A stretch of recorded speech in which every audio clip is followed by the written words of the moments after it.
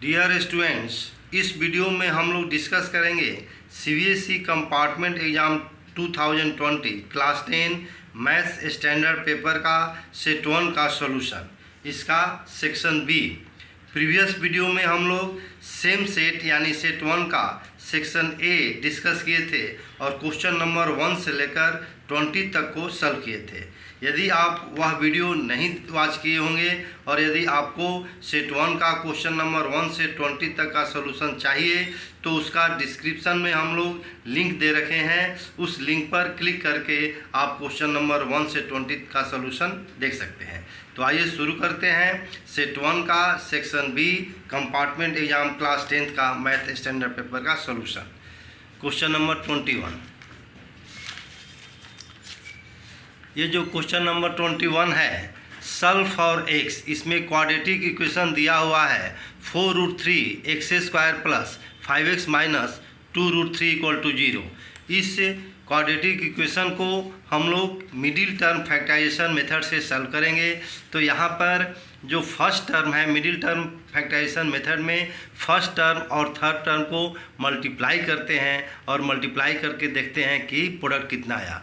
तो फर्स्ट 4√3 है और थर्ड टर्म 2√3 है, इसको मल्टीप्लाई करके यहाँ पर रफ में दिखाया गया है 24 आया और मिडिल टर्म जो है वह 5x है। तो 5x को हम दो पार्ट में बांटेंगे 8x माइनस 3x, जिससे दोनों का जो प्रोडक्ट होगा 8 3 24 होगा और दोनों का डिफरेंस मिडिल टर्म यानी 5x के बराबर होगा। अब जो 3 टर्म्स था वह हो गया 4 टर्म्स और इन 4 टर्म्स में से हम दो टर्म्स से कॉमन लेंगे। तो फर्स्ट और सेकेंड टर्म से 4x कॉमन लिया गया, यहाँ बचा √3x प्लस 2 और थर्ड और फोर्थ टर्म में से माइनस √3 कॉमन लिया गया, बचा √3x प्लस 2। अब यह 4 टर्म 2 टर्म्स में कन्वर्ट हो गया, दोनों टर्म्स में √3x प्लस 2 कॉमन है तो √3x प्लस 2 कॉमन लेने पर यहाँ पर बचा 4x माइनस √3। इस तरह दोनों टर्म का प्रोडक्ट 0 हो गया। अब बारी बारी से इनको 0 लेकर सॉल्व करने पर x का जो वैल्यू आएगा वह -2/√3 और सेकेंड जो x का वैल्यू होगा √3/4। यह आपका रिक्वायर्ड आंसर हुआ। Now question number 22। तो 22 जो क्वेश्चन है इसमें है show that cos 38 degree into cos 52 degree minus sin 38 degree sin 52 degree equal to cos 90 degree. तो पहले LHS लेकर इसका वैल्यू निकाला जाएगा। तो इसमें है cos 38 degree cos 52 degree minus sin 38 degree sin 52 degree. यहाँ पर 38 डिग्री को कन्वर्ट किया गया 90 माइनस 52, दोनों का डिफरेंस यानी 90 में से 52 सब्ट्रैक्ट करने पर 38 आएगा। तो यहाँ पर लिख सकते हैं आप 90 माइनस 52। इसी तरह 52 की जगह आप लिख सकते हैं 90 माइनस 38 और यहाँ पर ये दोनों जो ट्रिग्मेटिक रेशियो है इनको जो कहते हैं लिखा गया। अब यहाँ पर फार्मूला यूज करने पर यानी cos 90 minus theta equal to होता है sin थीटा, तो cos 90 माइनस 52 sin 52 होगा। यहाँ पर cos 90 माइनस 38 sin 38 होगा। इस तरह यह दोनों टर्म जो है सेम हुआ, कैंसिल होने पर ये आ जाएगा 0। राइट हैंड साइड में है यहाँ पर cos 90 डिग्री, तो cos 90 डिग्री का जो वैल्यू होता है वह होता है 0। तो आप इस तरह देख रहे हैं कि LHS का वैल्यू भी 0 और RHS का वैल्यू भी 0। इस तरह LHS इक्वल टू RHS हुआ जो आपको प्रूफ करना था। अब इसका जो और है 22 का जो और है उसमें दिया हुआ है कि 15 cot A equal to 8 find the values of sin A and sec A। तो 15 cot A इक्वल टू 8 है, तो यहाँ पर cot A इक्वल टू 8/15, यह 15 राइट साइड में आएगा तो डिवाइड में हो जाएगा 8/15। इसका वैल्यू होता है b/p, cot थीटा का वैल्यू होता है b/p। तो यहाँ पर आप p लेंगे 15 के और जो b होगा वह 8 के हो जाएगा। तो h का जो फार्मूला होता है p b आपको मालूम है, h निकाल सकते हैं, h equal to √p² plus b²। p और b का वैल्यू पुट करके जब आप कैलकुलेट करेंगे तो इसका रिजल्ट आएगा √289k² और 289k² का जो स्क्वायर रूट निकालेंगे तो 17k होगा। अब sin A का वैल्यू निकालना है, sin A इक्वल टू होता है p/h। तो p का वैल्यू है 15k और h का वैल्यू है 17k। पुट करने पर k कैंसिल होगा 15/17 और sec A का वैल्यू फाइंड करना है वह होता है h/b। तो h का वैल्यू 17k और b का वैल्यू 8k। पुट करने पर k कैंसिल कीजिए 17/8। इस तरह आपका जो रिक्वायर्ड आंसर है sin A और sec A तो आ गया 15/17 और 17/8। Now question number 23। जो क्वेश्चन नंबर 23 है that is show that any positive odd integer is of the form 4q + 1 और 4q + 3 for some integer q। यानी ऑड इंटीजर को आपको इस फॉर्म में प्रूफ करना है। इसके लिए हम यूक्लिड्स डिवीजन लेमा यूज करेंगे। तो सबसे पहले यहाँ सपोज किया गया है a is a positive odd integer और and it is divided by 4। तो जब a को 4 से डिवाइड करेंगे तो by Euclid's division lemma a को लिख सकते हैं आप 4q + r, क्योंकि यूक्लिड डिवीजन लेमा कहता है कि a और b दो पॉजिटिव इंटीजर हो तो आप a को b से डिवाइड करते हैं a = bq + r। तो bq की जगह 4 है तो आप लिख सकते हैं a = 4q + r। यहाँ पर r रिमाइंडर हुआ और r का जो वैल्यू है वह 4 से लेस होगा, लेकिन 0 का इक्वल हो सकता है या 0 से ग्रेटर हो सकता है। इस तरह r का जो वैल्यू होगा वह या तो 0 होगा या 1 या 2 या 3। अब r के इस वैल्यू को बारी बारी से यहाँ पुट करने पर r की जगह आपका a का जो वैल्यू होगा, जब 0 पुट करेंगे तो 4q आएगा, जब आप 1 पुट करेंगे तो 4q + 1 होगा, 2 पुट करने पर 4q + 2 और 3 पुट करने पर 4q + 3।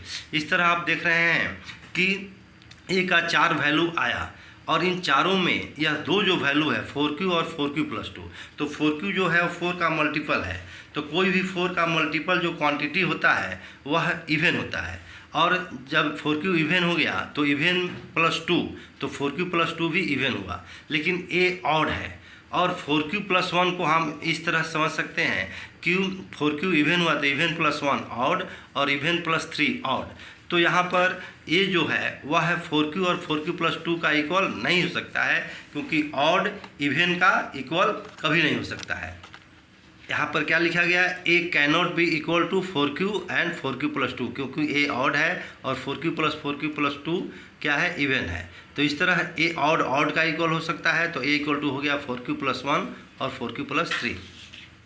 Question number 24, find the mode of the following distribution. यहाँ पर टेबल दिया हुआ है, इसका मोड फाइंड करना है।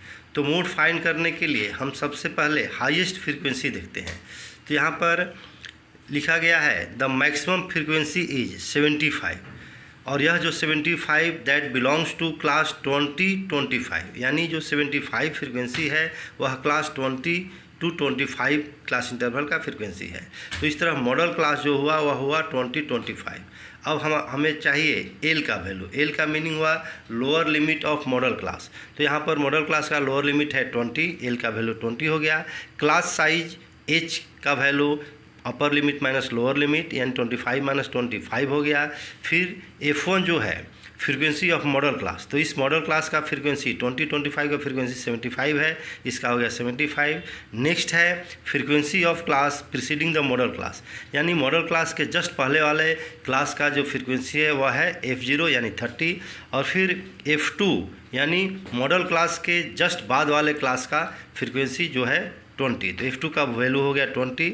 अब हमारे पास जो फार्मूला है mode equal to L + F1 - F0 by 2F1 - F0 - F2 into H।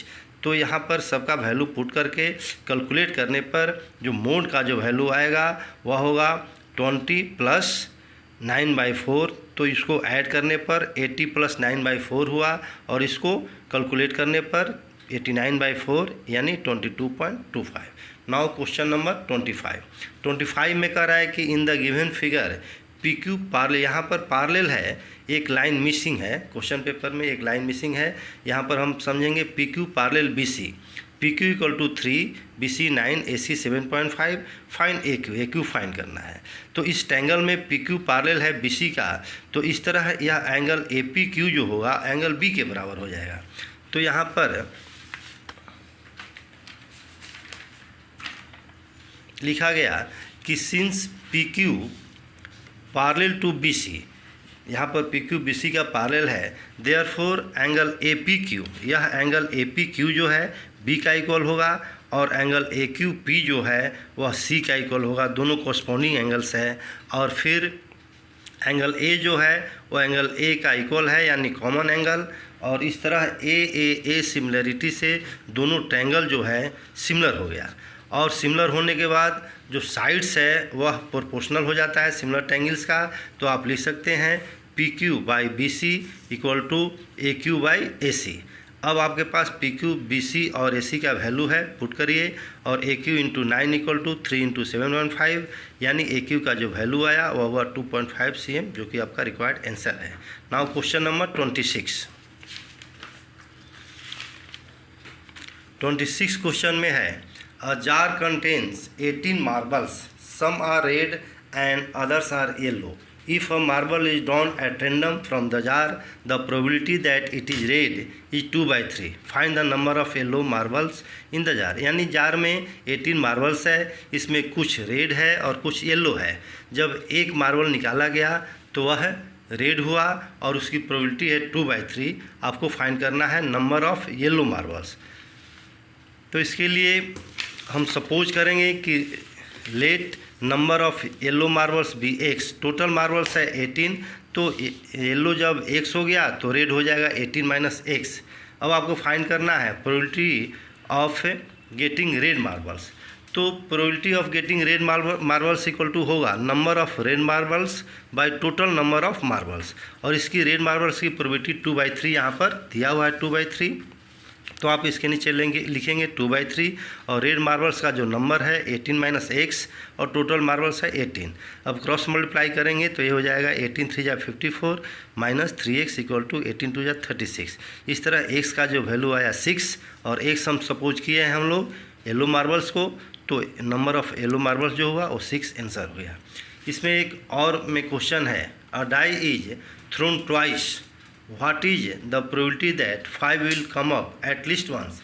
यानी एक डाई को 2 बार फेंका गया। जब भी आप एक डाई को 2 बार फेंकते हैं या 2 डाई को 1 बार फेंकते हैं, तो total number of possible outcomes जो होता है वह होता है 36। यहाँ आपको फाइंड करना है 5 will come up at least once. तो इसमें जो फेवरेबल आउटकम्स होगा, हम वैसे आउटकम को देखेंगे जिसमें 5 कम से कम एक बार हो। एक से अधिक बार भी हो सकता है, लेकिन एटलीस्ट 1 टाइम होना चाहिए। तो इसका जो आउटकम्स होगा वह 1 5 2 5 3 5 4 5 5 5 5 1 5 2 5 3 5 4 5 6 और 6 5। इस तरह total number of favourable outcomes जो हुआ वह हुआ 11 1 2 3 4 5 6 7 8 9 10 11। नंबर ऑफ फेवरेबल आउटकम्स 11, और total number of possible outcomes जो हुआ 36। फाइंड करना है आप गेटिंग 5 एट लीस्ट वंस। यहाँ पर दिया हुआ है find the probability that 5 will come up at least once. तो probability of getting 5 at least once equal to 11/36 होगा। इसमें जो सेकेंड क्वेश्चन है उसमें प्रोबेबिलिटी आपको फाइंड करना है 5 will not come up either time, यानी 5 एक भी बार नहीं आए उसकी प्रोबेबिलिटी फाइंड करनी है। तो इस तरह का क्वेश्चन जो है, सेकेंड क्वेश्चन फर्स्ट का कम्प्लीमेंट्री इवेंट है। तो किसी इवेंट का कम्प्लीमेंट्री इवेंट की प्रोबेबिलिटी फाइंड करने के लिए 1 में से हम उस इवेंट को माइनस करते हैं। तो यहाँ पर जो फर्स्ट इवेंट है वह है गेटिंग 5 एट लीस्ट वंस, और इसका कम्प्लीमेंट्री है नॉट गेटिंग 5 आइदर टाइम। तो कम्प्लीमेंट्री का इवेंट फाइंड करने के लिए 1 में से उस इवेंट की प्रोबेबिलिटी हम माइनस करते हैं। तो 1 माइनस इसकी प्रोबेबिलिटी जो है 5 probability getting 5 at least once 11/36 1 में से माइनस किए तो 36 माइनस 11/36 होगा, जो होगा 25/36। यही आपका जो 26 का सेकेंड का है रिक्वायर्ड आंसर, 26 के और का जो सेकेंड है उसका आंसर हो गया। तो इस तरह स्टूडेंट्स हम लोग जो सेक्शन बी था उसको हम लोग फिनिश किए।